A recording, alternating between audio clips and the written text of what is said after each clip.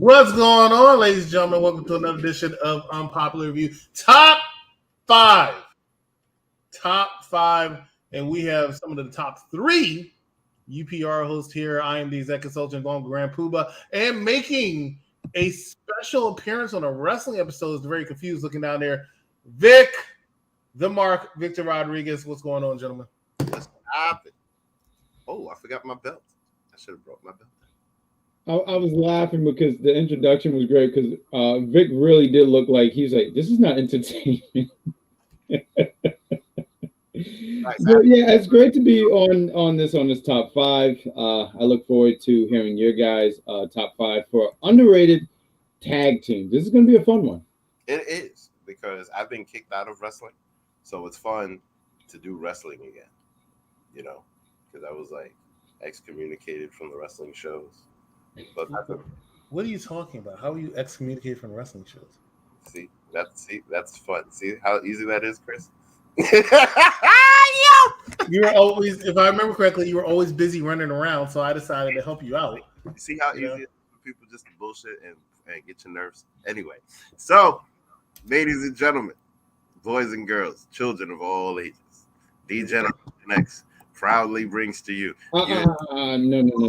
I would never be on DX. If you were to say something too sweet, I would be a part of that. But I didn't mean to cut you off. First of all, I think we did top five factions of all time because we did. You fly with that, but I fly because I'm always in the air. Wait. Now who's gonna get it started with their fifth one? I don't mind kicking it off. I do want to sit here and say real quick because I did make a list, and when it came to top five underrated tag teams, I was like, man, there's just a bunch of tag teams. I see in your background, executive consultant, you have the Bushwhackers, and I don't know if that's on your list, but I see them, and your background, I see nothing but the sky, Vic, which is cool because it means you're always in the air flying, and also it's 420, so people are flying today. Say sky high today. Absolutely. So I do want to sit here and say real quick, when it came to the top five, I was like, man, this is going to be really, really hard because there's a lot of tag teams that you can include on this. But I do want to sit here and say for my kicking off top five for me, and I feel like, and some of you always say, executive, you say like, my top five can change tomorrow. It can change next week, all that stuff. So I don't have a definitive top five, but I do want to say Tyson Kidd and Cesaro because I feel like they had a good run. It was cut short because Tyson got hurt, but these guys really gelled very well together, and it also showed how good Cesaro is as a tag team. I mean, he's great by himself anyway. I think Cesaro is super talented, but this was the first tag team before he joined the Bar, and I'm pretty sure there's another tag team that I'm missing in between. But these guys gelled very well. Tyson, he's a really good technician. Cesaro, he was the power, and they just was able to complement each other very well, and it put him on TV. So I do want to say for number five for me is Tyson Kidd. Thank you for the picture, and Tyson Kidd and Cesaro. I mean, I have to admit, I sit here, and normally I hear some bad picks, and then I let them know you made a bad pick. But they were a good tag team. Cut short, of course, by Tyson Kidd's injury. But they really were a good tag team. That's when I think Cesaro started to go on his own a little bit with developing personality. That was Tyson Kidd that did that. And shout out to Cesaro. He's been a part of a lot of great tag teams. Because I actually thought he and Jack Swagger were pretty good. Nice. That's not a bad choice at all. My number five is the Headbangers because they were on brand for the Attitude Era. You know, they definitely sold a lot of merch. They had a lot of fun, and they I don't know if they're in the Hall of Fame yet, but they should be because they were. I mean, they were just very impactful in the Attitude Era, but I don't think they ever really got that much shine, to tell you the truth. I mean, I know that they held the belts maybe once, but I feel like they were very impactful for that era. So, yeah, Headbangers.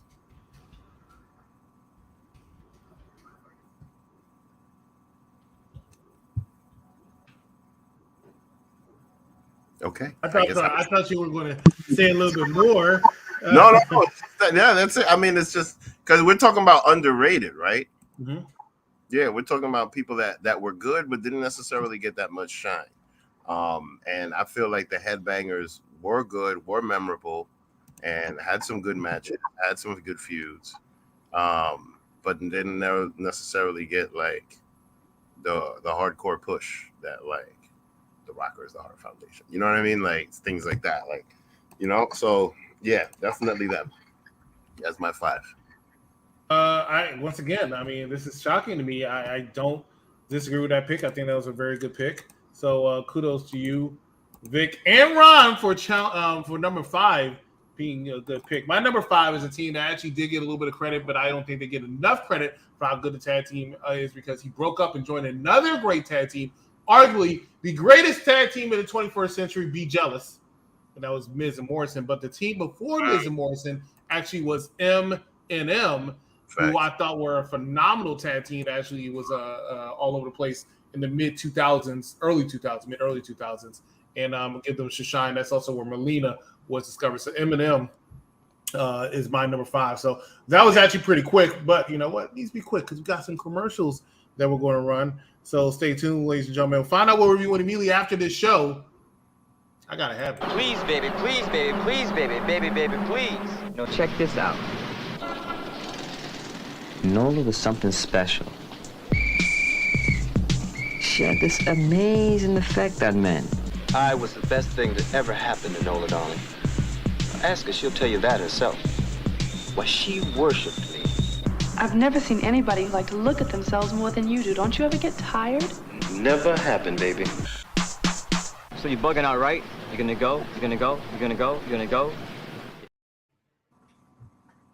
She's got to have it coming up immediately after this one on Unpopular View Entertainment on YouTube channel. I will be on that as well as Vic. But we're talking about our top 5 underrated tag teams of all time. I'm the exec consultant joined by Grand Poobah as well as Vic. Just gave up our 5. Now let's go to number 4. Vic, we'll start off with you. Who's your number 4? Well, I gotta say that my number 4 is the British Bulldogs. They were just an amazing tag team. They had amazing matches. I don't think they ever got the gold. And one of them passed away suddenly early, and then the second one passed away years later. But still, like, they were a very, very memorable team. They had feuds with the Heart Foundations that was amazing, which pretty much just led to Davey Boy Smith becoming part of the Heart Foundation. Oh, they did, yeah. Okay. I mean, they were just a great team.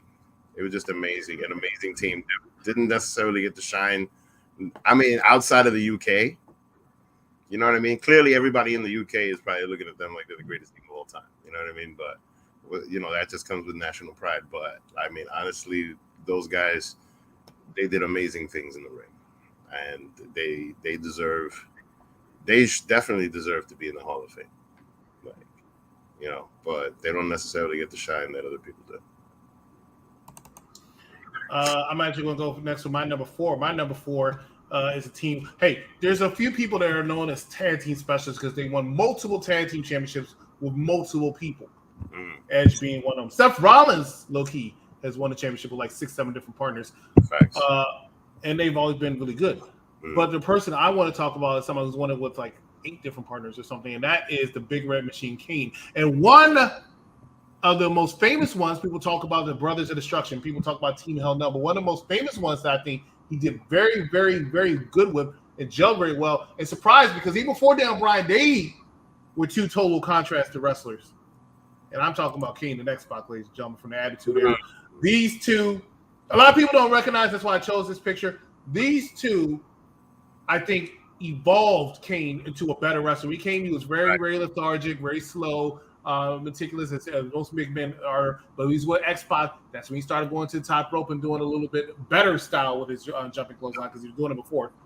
He got a little bit pep in his step. He got a little bit quicker. He started to show a little bit more. And shout out to Tori, who was actually a member of D-Generation X that they never mentioned, except for I think X-Pac did in his speech for the Generation X.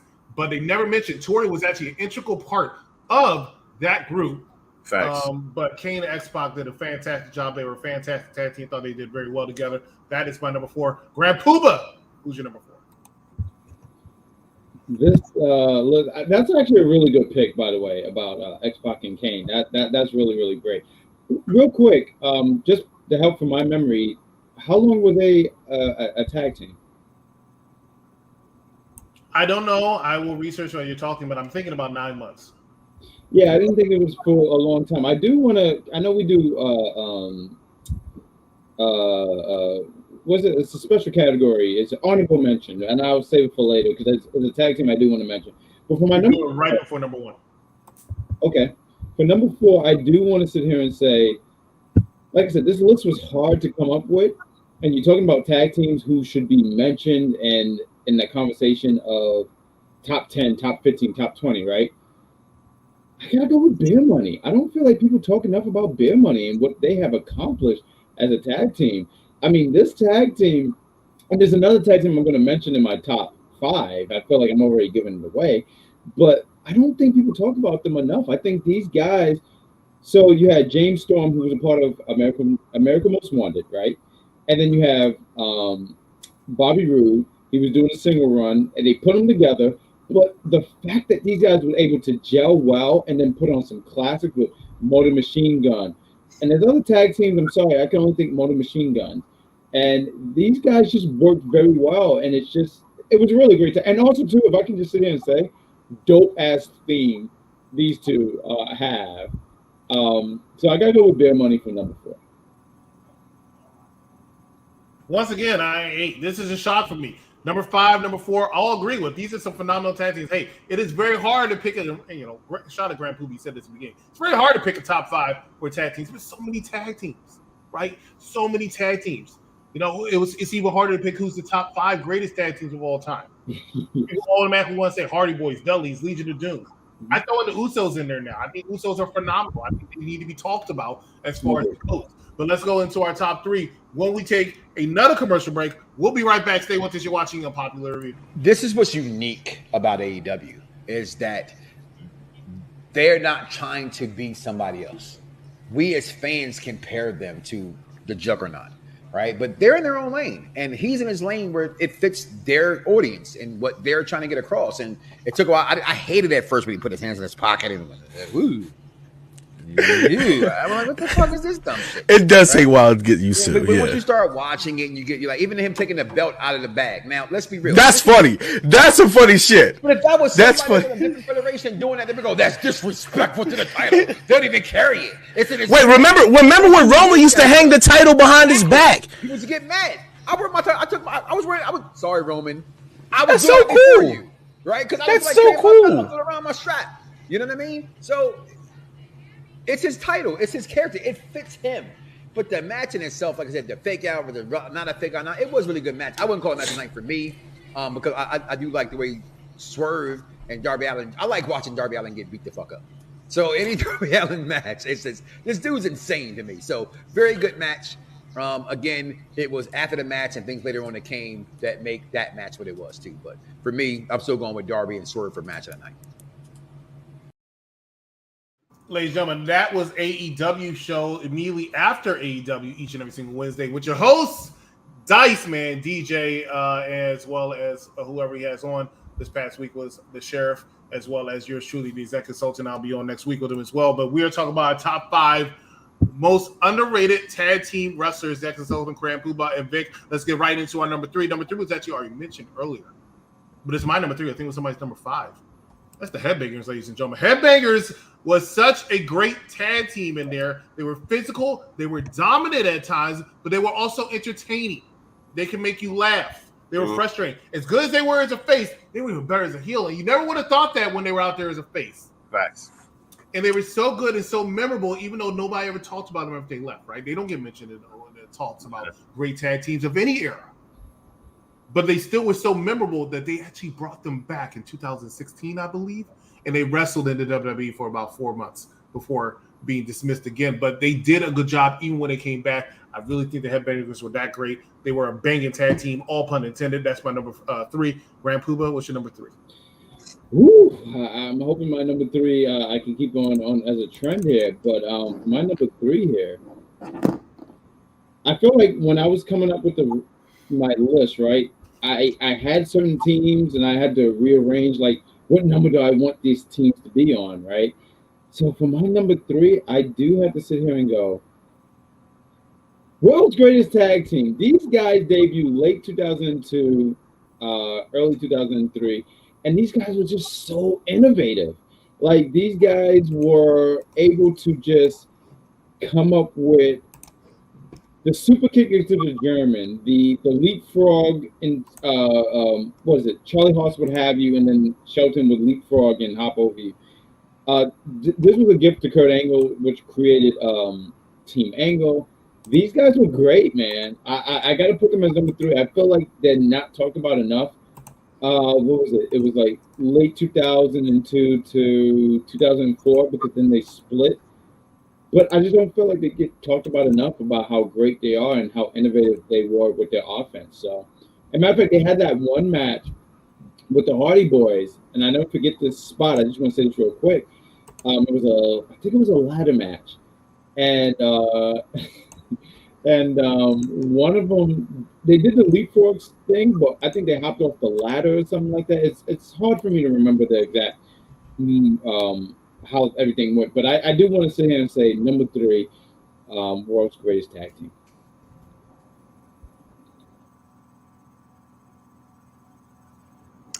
Oh, my turn. Okay. Well, I see you were paying attention to what Ron was saying. No. Listen, I just thought you were going to say something. Well, you know what's funny, because you say that, and I feel the same way about American Alpha. Because American Alpha is pretty much like the reincarnation of that, but they were just such an impactful part of NXT that it made people really want to watch them. Like that whole thing of Ready, Willing, and Gable really got over. And the thing about it is just that, like, if they didn't split them up or just have them go different ways and then one of them get hurt, you know what I mean? I think that tag team would have gone really, really far. And even till this day, I think that they still try to recreate a little bit of that. But I feel like when they first were around, they were seen as being probably one of the greatest tag teams ever. So like I think that they're not necessarily remembered or thought about or talked about anymore. But if for some reason Jason Jordan could wrestle again and they were to pair him up with Chad Gable, oh my God, it would be amazing stuff. But yeah, because it's just funny how you say that and then I say this, you know what I mean? Because they're literally the same. No, they're very similar, and I can see why you said all that. They're very similar, and it's unfortunate that it was cut short. Because these guys, I felt like they were definitely the future. Unfortunately, the stuff with Jason Jordan with what was his neck injury? It was like a neck injury or something like that. But Chad Gable, I just want to throw out here because I saw on Twitter someone on social media tried to say he's overrated, and I'm like, no. Chad Gable's really that dude. Yeah, bro. Really that dude. It's hard to boo Chad Gable, honestly. Like his work shows and it shines. Like I love seeing him in the ring with Matt Riddle. Like the stuff that those two do together, amazing stuff. You know what I mean? And then just his whole character work, the shoosh. I think I want to get a shoosh shirt. And then, you know what I mean? Like for real. And wear it to class and have my students shoosh, please. But anyway, man. Yeah, man. These guys, they're workhorses, bro. They're Olympic gold medalists. They're not Olympic gold medalists. Yeah, oh, sorry. I'm not going to take anything away from them, but they're not Olympic gold medalists. Chad Gable wrestled in the Olympics, but he's not Olympic gold medalist. That's what it is. Okay. I mean, but you're still an impressive feat. I'm not taking anything away from him. Yeah, but still, the guy, he's a guy. He's a guy that doesn't get talked about a lot, and he's really good. and Jason Jordan and them two together, ooh, it would have been popping. Can't say I disagree with you. Ladies and gentlemen, we're getting to the nitty gritty. We're going to have our number 2 after a word from our sponsor. All right, let's look at Anthony's comment. Braun is slowly turning into his Uncle Scott as a heel. No, that's not what it says. Don't be rude.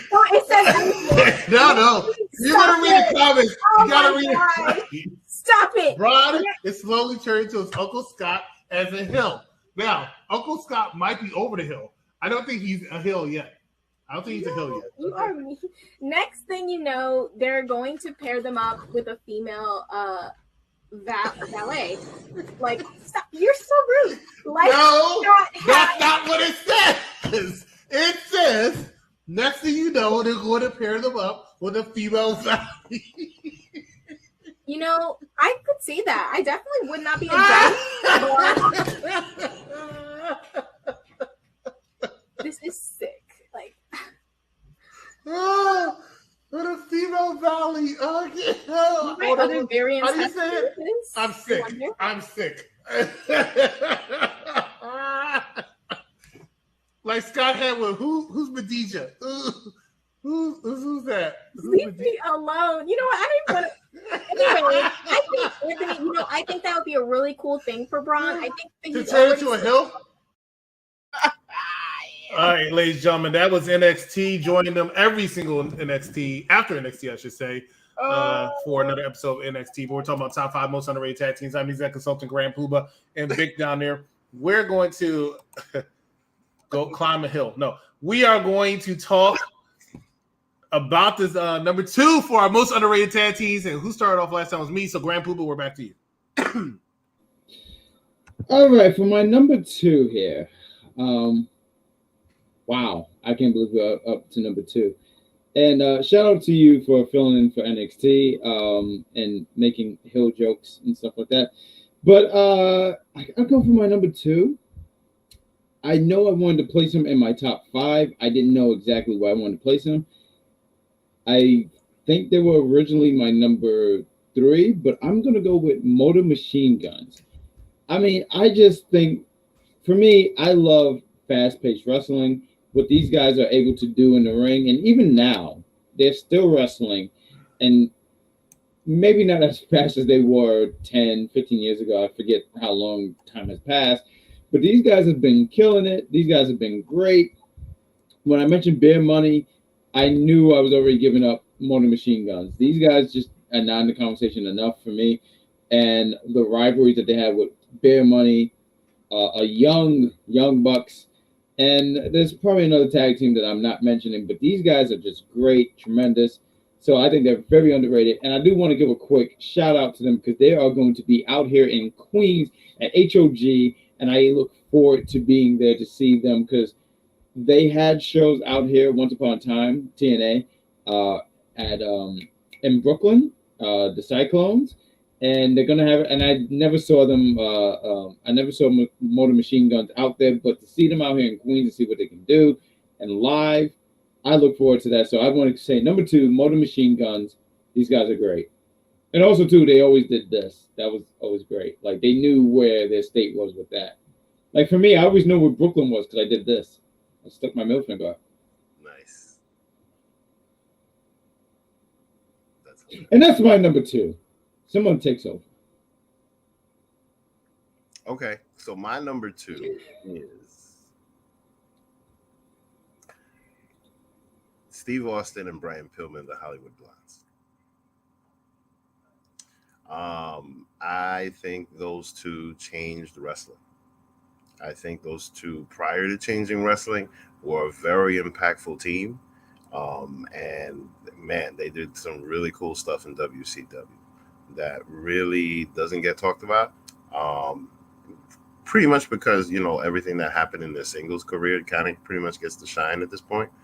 But the Hollywood Blondes were really where they showed their work. You know what I mean? That's pretty much where they showed, like, yeah, look, see? And they were a good team.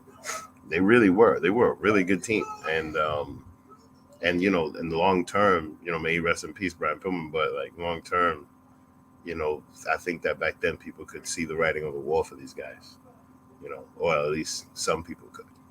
But yeah, that's my number 2. I think once again, and you know, I was doing something, so I didn't get a chance to really showcase the Motor City Machine Guns. But you know, once again, 2 very solid picks. I saw the Motor City Machine Guns when I went to an Impact taping earlier this year, and they are still a very, very good team. So I can't fault that pick. And the Hollywood Blondes, I remember I wasn't even a WCW guy at the time. Definitely at that time, I thought they were like really inferior. But I remember the Hollywood Blondes like that. I thought they were just a fantastic team. And so shout out to you and shout out to them for that. My number 5 was not mentioned by any of us, but I did see that it was mentioned in the comments. And they were the longest reigning SmackDown tag teams champions for a while. I can't tell you how long now because, you know, Usos and stuff, but for quite a long time. I'm talking about Paul. No, damn, I put the wrong people up there. Ignore that. I don't even have their picture. I'm talking about, oh, yes, I do. I'm talking about Paul London and the Brian Kendrick. Facts. Great tag team. Tag team. Never had a bad match. Now, the problem with them was, of course, their size. I talk about the size all the time because I think size does matter in wrestling. But regardless of the fact that, you know, they were in the wrong year and decade because now they can challenge for the AEW World Championship. But regardless of that fact, back then, they put on some fantastic matches all the time, and there was a reason why they had the championship for over a year. And we mentioned a lot of underrated tag teams that might not have really necessarily been underrated because people still remember them fondly, and people remember Kendrick and London fondly. But really, when I say no one ever talks about them, no one ever really talks about them, and the fact that they had that long run. You mentioned Demolition, you mentioned the New Day. You damn sure can't help but to mention the Usos right now. But the length of the tag team championship they've had, nobody ever talks about Paul London and Brian Kendrick, but that is my that's going to be my number 2. Ladies and gentlemen, we are going to take our final commercial break, and then we're going to go to our honorable mention. And number 1, stay with us. You are watching Unpopular Review. Previously on Perfect Plex. And 2 old men, because we got 2 old footy nutties crying and complaining and crying. I want to ask you the question, how you feel about it. Ric Flair is no fan of WWE booking tradition, having Royal Rumble winners not main event WrestleMania after Charlotte Flair, his daughter, and Rhea Ripley did not go on last. Instead, an emotional roller coaster story of Sami Zayn and Kevin Owens challenged the Usos for the WWE Tag Team Championship that went on the last Saturday in Los Angeles for WrestleMania. That was how he felt. Also, this past week, and that was a part of his own podcast. Now, this is also from HN Live in Canada. When I think of WWE and I see 20 wrestlers crowded together outside on the floor and someone dives over them to the top and knocks them all down like bowling pins, I roll my eyes at how pathetic wrestling is today. Why the hell is this man hands up Bad Bully's ass? Yes, he was. What the hell was he got on? He got on nothing but New Day stuff. Look at him. The Bloodline shirt. The belt's dripping like Mike Knox and the Bell King. Look at him. And he's cheering for Sami Zayn and winning. What the heck? Can somebody find this guy, please, and tell him he's a screw up?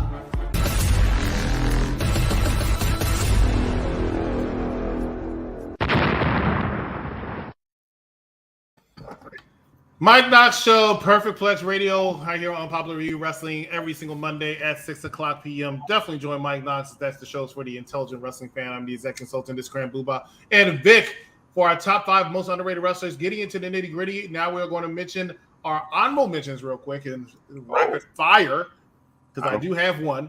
I'm going to mention real quick, and this is probably the first one I'm going to get a little bit of hate on, but you know I don't care. I'm the executive consultant, and that is the Alpha Academy of today's. And that's because I will tell you this, 5 years from now, nobody's going to talk about him. Just like I talk about London and Kendrick, just like I talk about Kane and X-Pac, nobody's going to mention Alpha Academy, who's been out for 3 freaking years. And I always say, when people say they don't know how to use somebody, they don't know how to use somebody, whether they're taking L's, Chad Gable most time, whether they're taking L's or not, they're on TV every single week People don't pay attention. Chad Gable is on your TV. Shoosh, as Vic said earlier. Chad Gable's on your TV every single week. Put on phenomenal matches. Outside of Usos, the only team they really allowed to beat Rated RK Bro, which was one of the hottest acts at the time. Alpha Academy is my honorable mention. Grand Poobah, do you have one? Not obligated. I do have and I want to sit here and say it's very hard because I don't like complimenting, but you brought up something really interesting, and it's great that you said that because I do think they're very underrated. Matter of fact, real quick, for WrestleMania, I thought that they were going to win the showcase, Alpha Academy. I mean, not Alpha Academy. I'm sorry, I'm mixing up names. But I expected Chad Gable and Otis to win, and they didn't win. Alpha Academy, you said it right. Alpha Academy, you said it right. Oh, okay. I just wanted to be sure because all right, cool. But I didn't think they would win. Street Profit won, which I'm still behind the Street Profit. So, yes, we want to smoke, especially on today.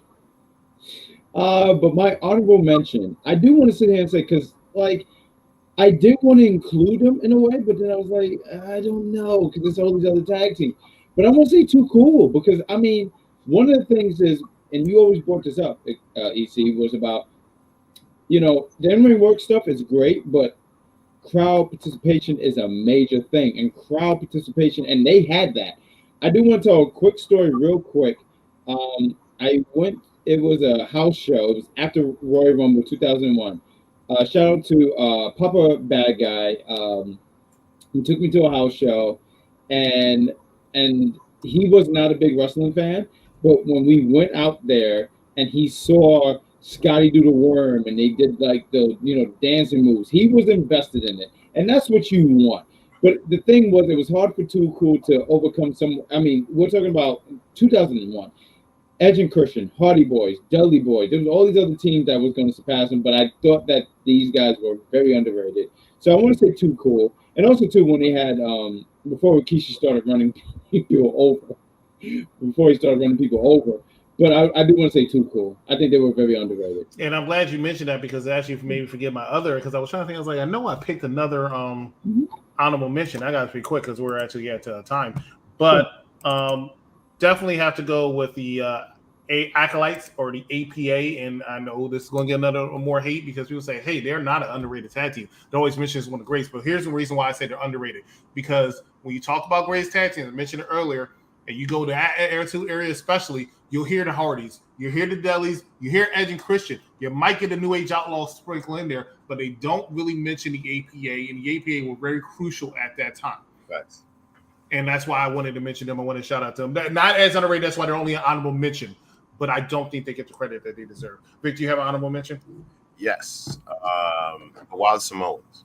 Wild Samoans. Because the Wild Samoans, they literally were completely forgotten about until now, until the tribal chief Roman Reigns. So, like, you know, they were a crazy tag team. Oh yeah.